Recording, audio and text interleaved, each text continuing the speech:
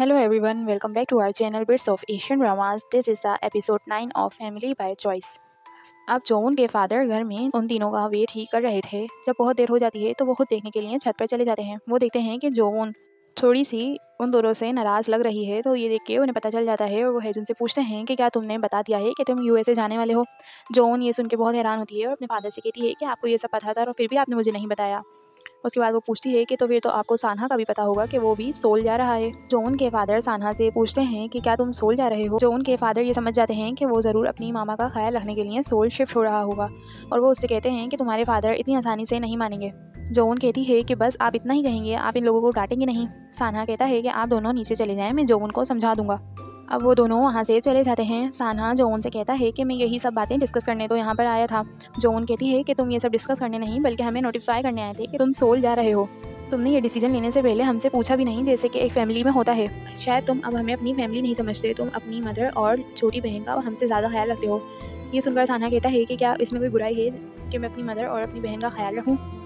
और फिर वो जोन को कहता है कि अगले साल मैं और हेजुन दोनों 20 साल के हो जाएंगे और जब इंसान बड़ा होता है तो उनकी रिस्पॉन्सिबिलिटीज़ बढ़ जाती हैं। जोन कहती है कि मुझे ये लगता था कि हम भी तुम्हारी ही रिस्पॉन्सिबिलिटी हैं, लेकिन ऐसा नहीं है। और अब ये बोल के वो वहाँ से चली जाती है और घर में एंटर होके वो अपने रूम में चली जाती है बिना लंच करे। हेजुन जाता है उसे बुलाने के लिए, लेकिन वो गेट नहीं खोलती। अब रात हो जाती है और सान्हा अपने फादर से बात कर रहा था। साना के फादर उसे कहते हैं कि तुम सोल नहीं जाओगे, मैं तुम्हारे अंकल से बात कर लूँगा, उसकी फ़िक्र मत करो, लेकिन तुम सोल नहीं जाओगे। जिस पर साना कहता है कि हेजुन भी तो जा रहा है ना। साना के फादर कहते हैं कि वो तो अपने ड्रीम्स को परस्यू करने जा रहा है और मुझे पता है कि तुम सोल जाओगे तो तुम सिर्फ सफ़र करोगे और कुछ नहीं। साना बताता है कि पिछले हफ्ते उसकी मॉम 2 बार सुसाइड करने की कोशिश कर चुकी हैं। अगर हमने इसी तरीके से उन्हें इग्नोर करना शुरू कर दिया तो हो सकता है कि वो आइंदा अपने आप को कुछ कर लें, और मैं नहीं चाहता कि मैं उन्हें खो दूँ। अब ये बातें सुन के साना के फादर भी चुप हो जाते हैं। नेक्स्ट डे होता है, वो लोग स्कूल के लिए तैयार हो गए थे, लेकिन जोमन ब्रेकफास्ट के बगैर ही घर से चली जाती है। वो दोनों उसके पीछे जाने लगते हैं, लेकिन साना के फादर कहते हैं कि तुम दोनों बैठकर ब्रेकफास्ट कर लो, वैसे भी जब तुम लोग यहाँ से चले जाओगे तो घर का बना हुआ खाना तुम्हें नहीं मिलेगा।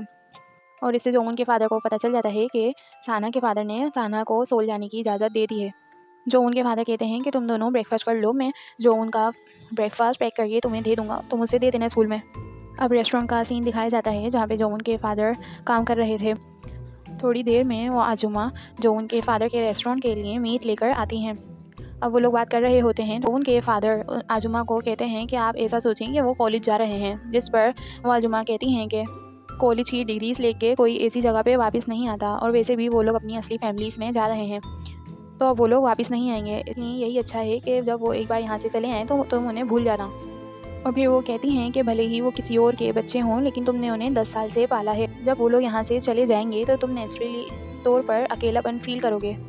मैं ये सब तुम्हें पहले से इसलिए बता रही हूँ ताकि तुम उनका वेट ना करो।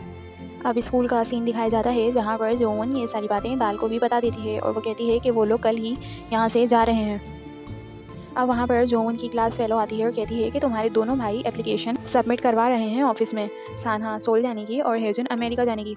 और फिर वो कहती है कि तुम फिक्र मत करो, इससे तो तुम्हारा प्यार और भी ज़्यादा बढ़ेगा। बहन सोल कॉलेज में गई थी तो मैं भी उससे बहुत ज़्यादा क्लोज हो गई थी, जिस पर जोमन कहती है कि ये सब तुम्हारे केस में होगा, लेकिन हम लोग एक रियल फैमिली नहीं है। क्लास फेलो कहती है कि तुम तो हमेशा से यही कहती थी कि तुम लोग एक फैमिली हो।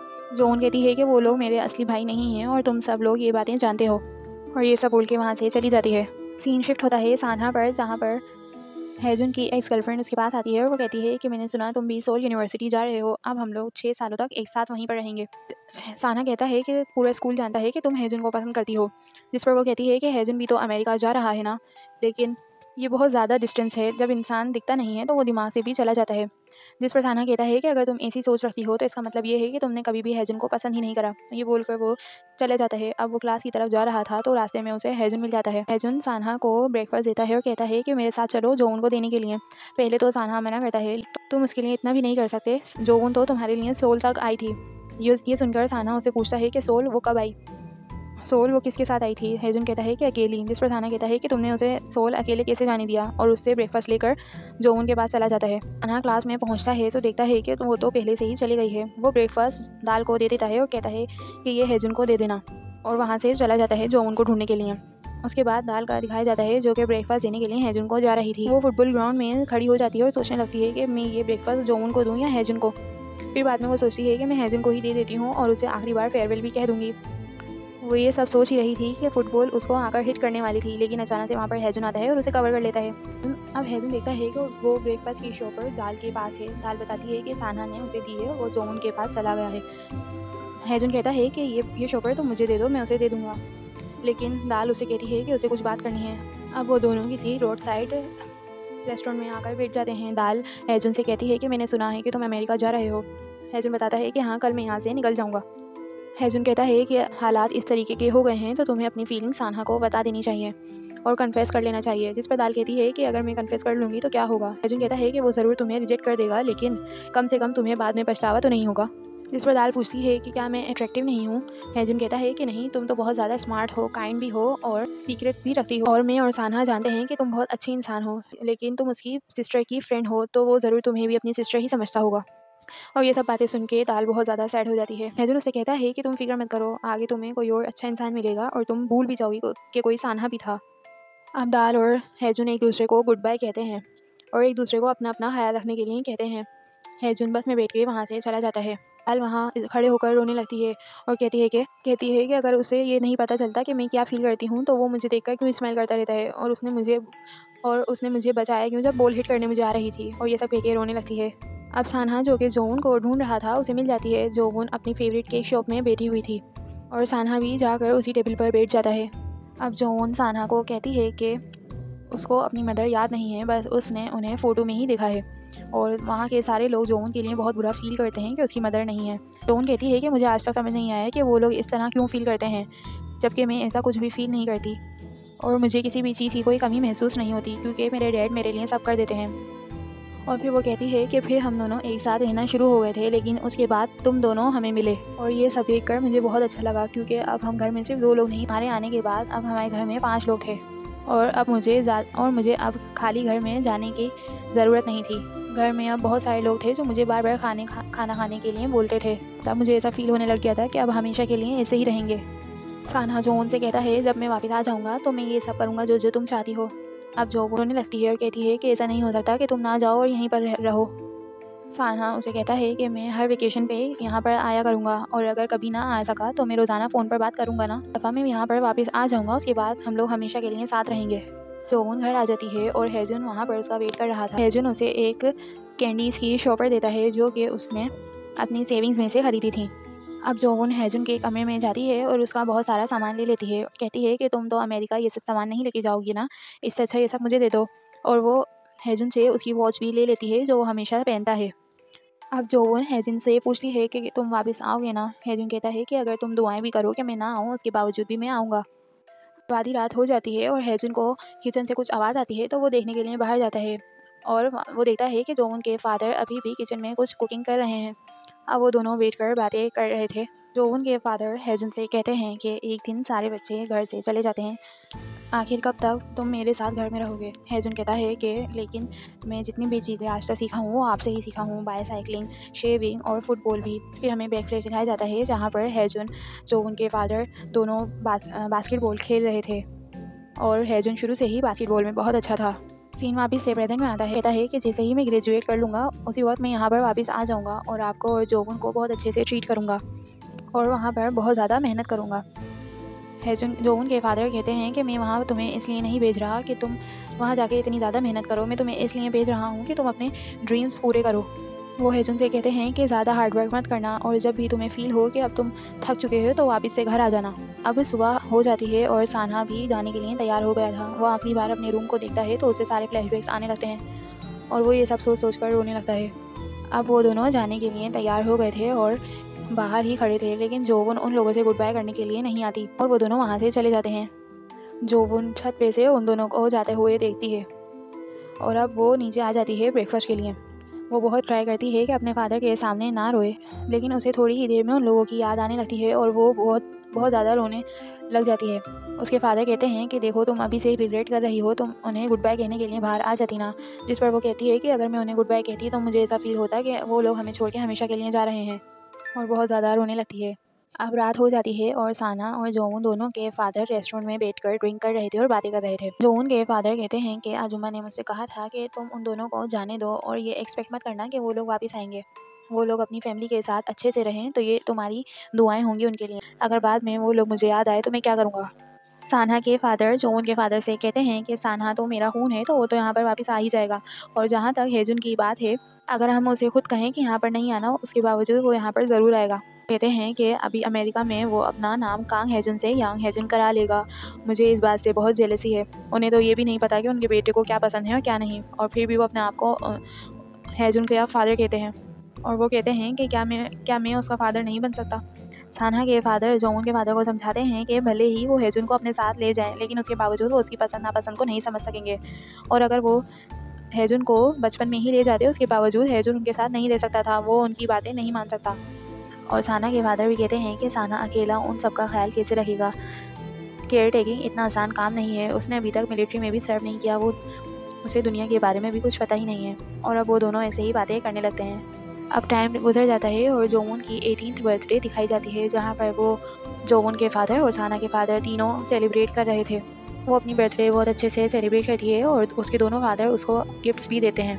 और सानहा और हेजुन दोनों वीडियो कॉल पर जोवन से बात भी करते हैं और उसको बर्थडे विश भी करते हैं। और अब ऐसे ही जोवन के बहुत सारे बर्थडे गुजर जाते हैं। इसी दरमियान में जोवन ग्रेजुएट भी कर लेती है और सानहा और हेजुन अभी तक वापस नहीं आए थे। उसके बर्थडे पर वो लोग अब सिर्फ मैसेज कर दिया करते थे। और अब फाइनली 2023 लग जाता है और उन्हें वहाँ से गए हुए पूरे 10 साल हो गए थे। कहा जाता है कि जोवन ने अपना एक केक स्टोर भी खोल लिया है।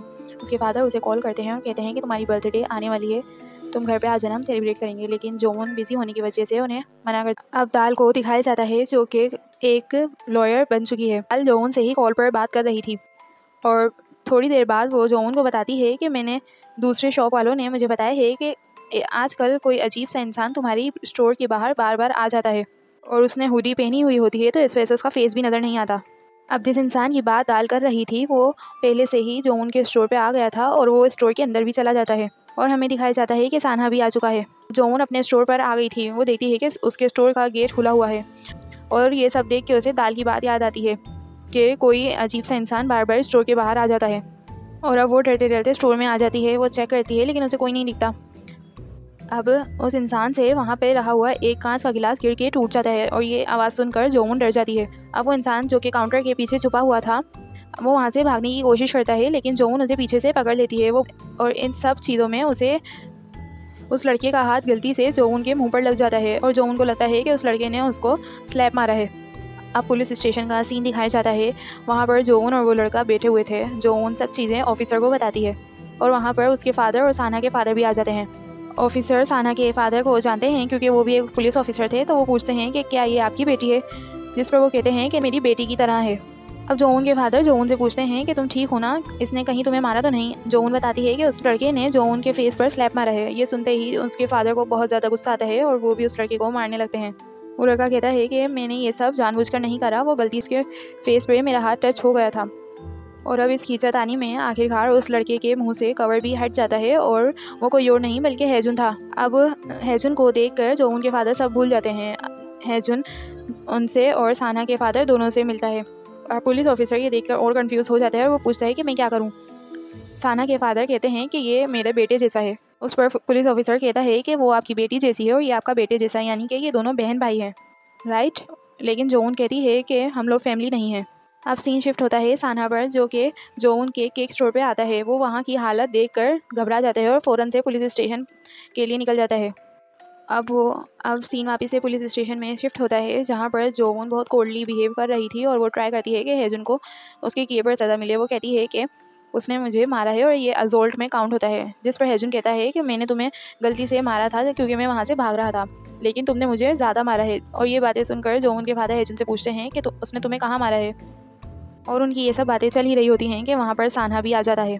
और अब सानहा को देखकर जोवन बहुत शौक और दोनों फादर बहुत ज़्यादा खुश होते हैं। अब वो लोग कहते हैं कि चलो घर चलते हैं, लेकिन पुलिस ऑफिसर उन्हें रोक देते हैं और ये सब देखकर बहुत ज़्यादा कंफ्यूज हो जाते हैं और कहते हैं कि जोवन और हेजुन जोवन के फादर को डैड कहते हैं, लेकिन जोवन ने कहा कि वो हेजुन की सिस्टर नहीं है, वो लोग स्ट्रेंजर्स हैं और अब तुम आकर इनको डैड कह रहे हो, तुम्हारा भी कोई इनसे रिलेशन है। जिस पर सानहा कहता है कि नहीं, हम लोग रिलेटेड नहीं हैं। और जोवन कहती है कि हमारा कोई रिलेशन नहीं है और हम लोग कोई फैमिली नहीं है, बस हम बहुत पहले एक साथ रहा करते थे। अब वो लोग पुलिस स्टेशन से बाहर आ जाते हैं। जोवोन और साना के फादर कहते हैं कि तुम्हें अपने ब्रदर्स के साथ इस तरीके से बिहेवियर नहीं करना चाहिए था।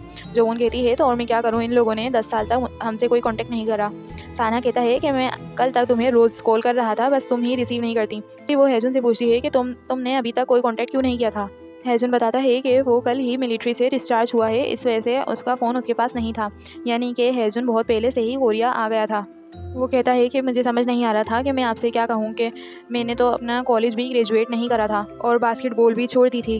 अब वो लोग कहते हैं कि हम बाकी बातें घर चल के करेंगे, लेकिन जोन कहती है कि मैं अभी घर नहीं आ सकती, ये रेस्टोरेंट में बहुत कचरा हो गया है और वो सब मुझे जाकर समेटना है। और दाल पहले से ही स्टोर पर मौजूद थी। वो कहती है कि तुम अपने ब्रदर से मिलने के लिए चली जाओ, वो इतने सालों बाद यहाँ पर आए हैं। जोन कहती है कि नहीं, मुझे नहीं जाना, पता नहीं क्यों वो लोग आए तो हैं लेकिन मुझे खुशी नहीं हुई है। मुझे लगता था कि जब वो लोग बहुत सालों बाद आएंगे तो मैं बहुत एक्साइटेड हो जाऊंगी, लेकिन ऐसा नहीं है, मुझे कुछ भी फील नहीं हो रहा। दाल कहती है कि इतने साल गुजर गए हैं तो ऐसी फीलिंग्स तो आएंगी, जब कोई फैमिली मेम्बर भी इतने साल दूर रहता है तो ऐसी फीलिंग आती है। अब हेजुन और सानहा दोनों अपने अपने कमरे जाकर देखते हैं तो उनके कमरे बिल्कुल वैसे ही थे जैसे वो 10 साल पहले छोड़ कर गए थे। अब दाल भी घर आ जाती है और वो सब मिलकर डिनर करने लगते हैं। जो उनके फादर सानहा को कहते हैं कि तुम तो अब बहुत ही ज़्यादा अच्छे लग रहे हो, अब तो तुम शादी करने के भी लायक हो गए हो। तुम्हारी कोई गर्लफ्रेंड है? जिस पर सानहा मना कर देता है। सारे बाहर बैठकर बातें कर रहे थे, बाद में जोन भी उन्हें ज्वाइन कर लेती है। साना के फादर उनसे पूछते हैं कि तुम लोगों ने कोई प्लानिंग करी थी क्या, तुम लोग अचानक से यहाँ पर आ गए। हेजुन कहता है कि जोन की बर्थडे आने वाली है, हमने प्लान किया था कि अब हम लोग साथ ही चलेंगे, और वो लोग बताते हैं कि अब वो दोनों यहीं पर रहेंगे, कहीं भी नहीं जाएंगे। ये सुनकर वो लोग बहुत खुश होते हैं और थोड़ा शौक भी होती है जो उनके फादर कहते हैं कि इस बार तो मेरी बेटी की बर्थडे बहुत अच्छे से होगी जैसे पहले हुआ करती थी। जोन कहती है कि किसने कहा कि मैं अपनी बर्थडे सेलिब्रेट करूंगी, और यहीं से ये एपिसोड ख़त्म हो जाता है। So guys, if you like the explanation, please like the video and subscribe our channel, and till the next explanation, good bye.